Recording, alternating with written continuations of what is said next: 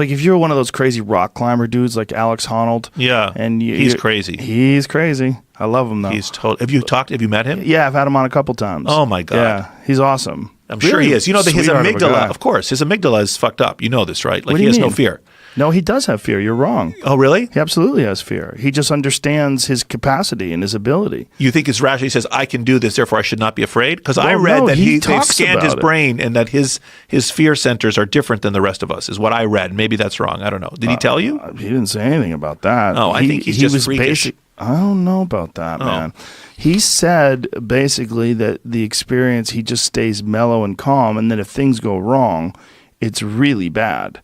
Like you don't want to be freaking out. Yes, it's like cave divers. Yeah, you don't panic when you're underwater and you lose your way. Right. It consumes oxygen a lot. Amazing story that my friend Donald Cerrone, he's a UFC fighter, told about being trapped in a cave and just barely getting out when it was running out of oxygen. Yeah, horrible, crazy, scary story. And you have to. Those guys are also different. Either they're born that way or they learn to be that way. You have to keep calm because when you and I lose our cool and start hyperventilating, our oxygen consumption skyrockets. Right. And that's the opposite of what you need to do in that situation. That's actually what he talked about. Yeah.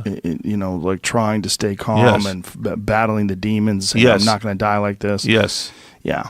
What an incredible story. Yeah. The Alex Honnold thing, there is something? Yeah, I watched the movie. What did it talks about, he got an MRI and they said that. Here's a quote from What did it say? Yeah, his amygdala is different. But what did it say? How did it say it? The kid's amygdala isn't firing. Yes. Okay, but isn't that possible that that's just through development of constant practice it is also of staying possible. calm while you're in life-threatening situations? It's possible. And I would like to see fighters' brains measured in that regard. I would like to see soldiers, special forces guys. Yes, I think that's right. And the guys, the special forces guys, it's like the capacity to shoot back when you're being shot at, keeping your calm, moving positions, and so forth. Those are all very important abilities, not panicking. And it is also the case that some people, for example, the most famous study in this regard was a study of London taxi drivers. London taxi drivers can go from any point in the city to any other point in the city. It's called The Knowledge. They have a mental map of the whole city, and it's freakish. It takes years to be able to know how to navigate the city with the thousands of tens of thousands of street names, and they can do it by like dead reckoning.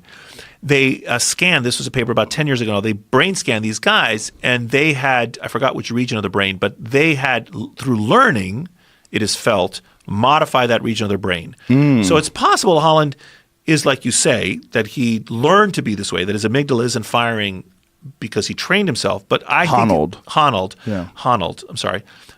is this way because he learned this way. But it's more likely, I think, that he's like Usain Bolt, that was born with incredibly high preponderance of fast twitch fibers in his legs, so he can run like the wind, and he trains as well. You have both, right? Good athletes require both, innate ability plus training. Yes. And I think Honnold is probably like that. He was probably born with an amygdala that doesn't fire so much, and he's an amazing climber. It's purely speculative, right? And also the nature versus nurture would apply to chess players as well. I would like to see their brain scanned, like Gary Kasparov. I know Gary. Yes, I would love to see that guy's brain scanned. Yes, yeah, he's an interesting guy. What? I'll say the article goes way more into depth than what I just showed you about just that sentence. She's the doctor who studied him. It was specifically looks at people that go under high stress and look for those kinds of. I think she's been doing that since 2005, I guess. And she goes, it's pages long. This whole thing about his brain. But it is unusual. But it also, the amount of time, think about people that are in high stress. High stress is one thing. This kid is in a life-threatening, absolute fatality situation. Yes, mistake is death. Every day. I know. All day. I know. I mean, he lives in a van and just climbs. Yes. That's what he does. It's really fascinating. Yes. It is. It's amazing. Honestly, it's amazing. So, I mean, I don't know. I'd never met him. I admire him very much. And I love this. Like we said at the beginning, it's very important to have skills.